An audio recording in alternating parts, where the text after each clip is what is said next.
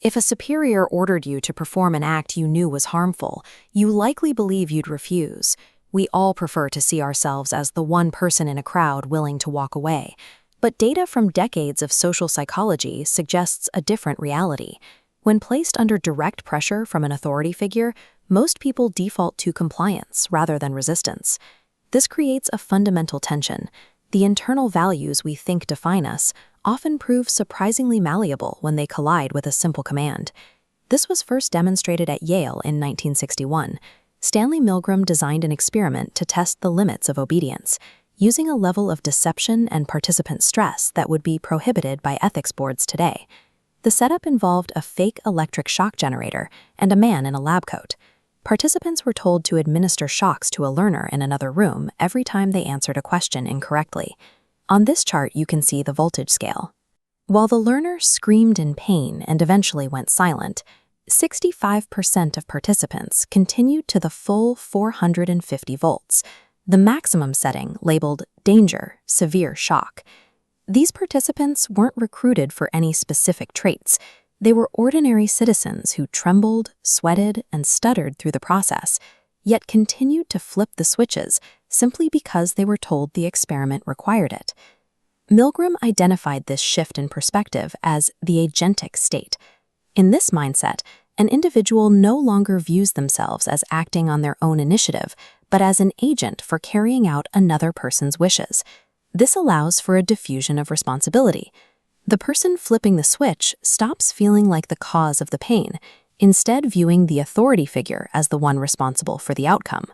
By reassigning the moral consequences to the leader, the brain bypasses the typical feelings of guilt that usually prevent us from harming others. Once the baseline was established, researchers began adjusting the environment to see which specific factors could increase or decrease this drive to obey.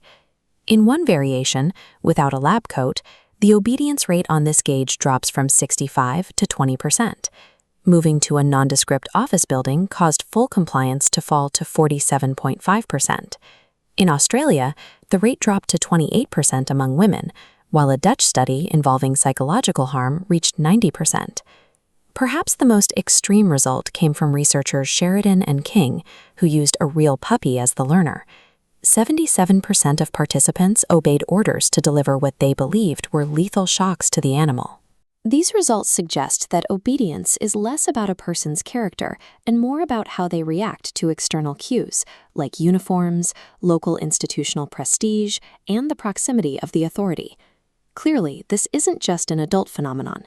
In a study of Jordanian schoolchildren between the ages of 6 and 16, 73% of the children followed the orders to the end of the shock scale.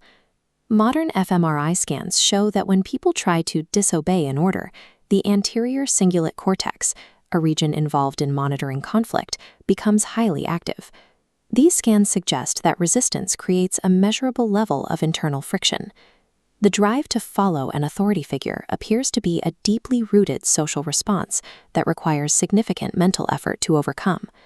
Even today, partial replications show that around 70% of participants will still follow orders to a point they believe is harmful. However, Milgram's variations also revealed a powerful way to break this cycle of compliance. When Milgram added 2 other people to the room who refused to follow the orders, the rate of obedience for the actual participant crashed to just 10%. Seeing just 1 or 2 other people refuse to comply effectively removes the pressure of the authority figure. Our ability to act on our own morals is often dependent on the support of our peers. This has led to a concept called intelligent disobedience, a framework now integrated into military and leadership training. The goal is to move beyond the assumption that we are naturally brave and instead teach individuals that they have a professional and ethical obligation to question and refuse illegal or harmful orders. Real moral courage isn't a personality trait we're born with. It's a skill we have to practice. To prevent the worst outcomes of obedience, we have to prepare ourselves to be the one dissenting voice in the room.